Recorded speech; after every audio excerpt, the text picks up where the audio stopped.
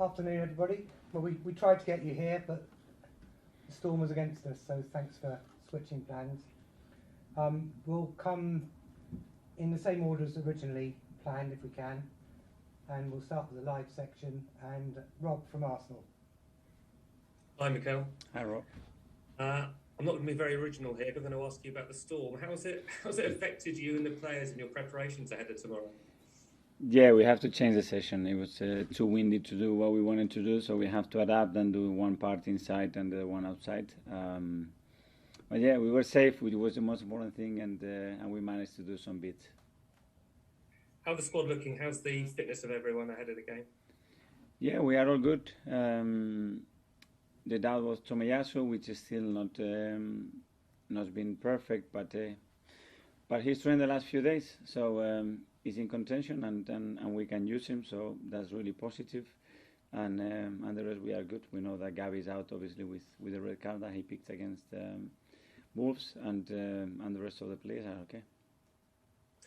Just lastly, when you think back to that game at the start of the season, a lot of things were against you and the team in terms of coronavirus and everything. How far do you feel like the team has come since then? Well, let's show it tomorrow again, that we're going to be a very different team. We're going to get a different level of performance and results. Hopefully we play at home, and we know the state of the season, where we are, and what the aim is. And to that we have to perform, play well, and win the match. Thanks, Mikel. Thank you. Pete from Premier League. Hi, Mikel. Mikel, there's no two ways about it. That game back in August against Brentford was a shock. What did it immediately tell you about yourself and the squad at the time? Well, we knew the difficulties we were going to have on the first game of the league, which is always difficult with the amount of players that we had out, with the team that we played on the day, and against a new promoted team that have done exceptionally well. And I wasn't shocked, because I knew that it was going to be very difficult, and that's been proven, because they have made life really, really difficult to any team that has been playing there, regardless of the level of that team. So we're not going to be, we haven't been the only ones that have suffered against them, that for sure. What about the knee-jerk reaction at the time about yourself and whether or not you were good enough, to remain in the job? Now, the club stuck by you. Does that say a lot for sticking by your manager? Because you're now sat sixth and looking, very competent and in control. But that's football. That's football, and that's football at this level, and that's football today, and what is happening, and the dimension that everything takes straight away with the facilities we have, basically, to express ourselves or our opinions. So you're going to be very, very exposed. I always said that I'm very lucky, because I feel very supportive, understood, and I'm very much in line with everybody at the club. And when we had some difficult results, the club always stood there, and they've been really supportive with me, with the players, with the staff, and that's something that in this world you cannot take for granted, that's for sure. Last one from me. Tomorrow could see a very emotional return to the football field for Christian Eriksen. What a remarkable return that would be, wouldn't it? Incredible. I remember what I was when that happened, and straight away the reaction that you get, it was awful. It's great news. Thanks for the doctors, first of all, and the medical team, that they saved his life probably on the day, and I cannot imagine what it meant to his family, but I'm sure they will be anxious.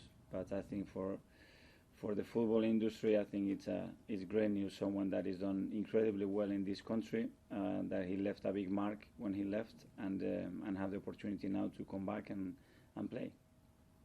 Thanks, Mikel. Thank you. Jeremy, Sky. Yeah, hi Mikel. Just on the Martinelli yellow cards, you were obviously so unhappy. Did you speak to the PGMOL? Did you speak to Mike Riley and get an explanation? Not yet. That's happening soon, but obviously we have reported the opinion and the lack of understanding on the decision. And you've obviously had a chance to look at it again and again. I mean, what are you thinking now, a week on?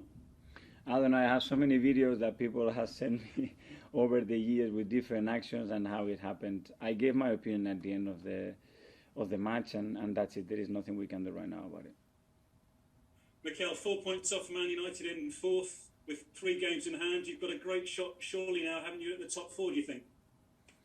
Game by game, we have to win tomorrow, and then we will be closer to that objective. It's true that we have some games in hand, and still a long way to go. And a lot of things are going to happen, a lot of turnarounds, and we have to be ready to play within the context that this is going to happen, because there are a lot of teams involved there. Yeah, you've got 11 clean sheets now for Ramsdale as well. You're racking up the clean sheets, which is making you so hard to beat. That's a pretty key asset that you've got there, isn't it? The best teams in European League, that they win, that they qualify for Champions League, that's a non-negotiable. You have to be really difficult to score against, and then you can build from there. Our creative and attacking play has improved, and we still have a lot of room for improve. Our efficiency in front of goal must improve to get more margins in games, to win more comfortably, and that's something that we are working on. Just finally on Bernd Leno, he's had COVID. Is he okay to be on the bench against Brentford? Yeah, he's fine. He's recovered well. He didn't have too many symptoms. He's been training the last few days, and he felt good, so he will be available. Thanks, Mikel. Thank you. George, BBC. Thanks, Mark. Hello, Mikel. Hi. When you think back to that start of the season, how horrible was them first 3 games for you and the Brentford match? And I know you had a COVID outbreak, but just talk us through what it was like for you personally as a manager. Part of football, part of the job to lose football matches is part of this, unfortunately, and a lot of things that you learn.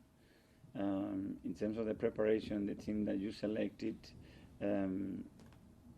analyzing what happened and how it happened, no analyzing it in a different context, exactly what happened with the players that you had on the day, and don't lose focus on direction, because it's really easy to start to shift one side and the other, and keep what you're doing in your beliefs and keep going and be very stubborn on that.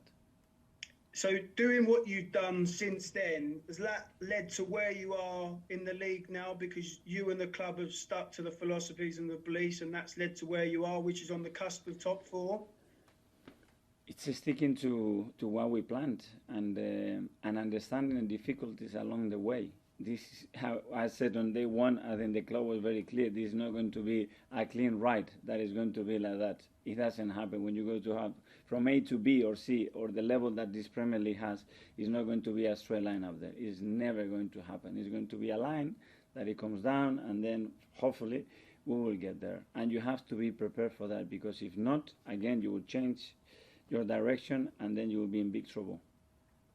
So at the moment, with your 3 games in hand and where you are in the league, it feels like you're ahead of schedule, because if people said that you was going to get Champions League football, which you can get, I mean, does it feel ahead of schedule for you now in the process of where you're at? Is where we are. We have earned the right to be where we are right now. Credit to the players, club, everybody, especially our supporters, because we talk about the club giving support, but I think it's very important how our fans reacted and how they understood the necessity of these young players to stood behind them, and the metamorphosis has been incredible, and that's what we need. That every time we play in front of them, when we play away, that we feel their support, because we become a much better team.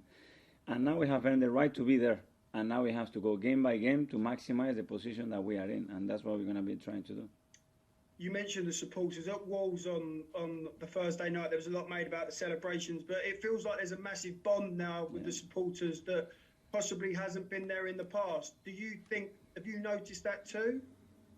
Particularly in the stadiums, fans in the stadium. I do notice it, and I love it.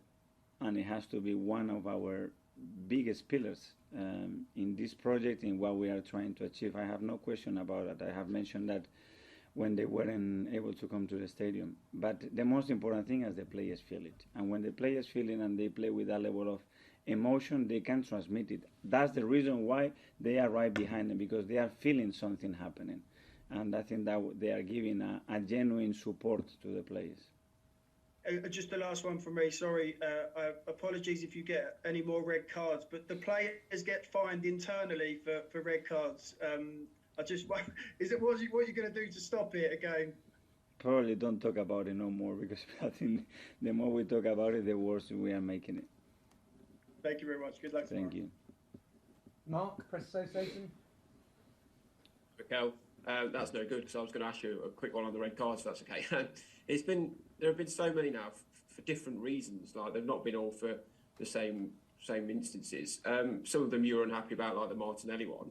Do you think there's a bit of a stigma attached to your players at the moment? The referees going to games with that in the back of their heads, that you've got this red card thing following you around? I don't want to think like that.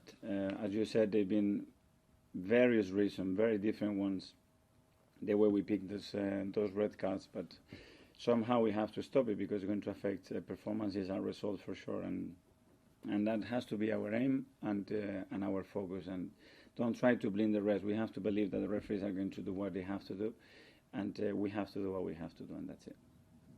You mentioned Christian Eriksen earlier. I know he's a former Spurs player.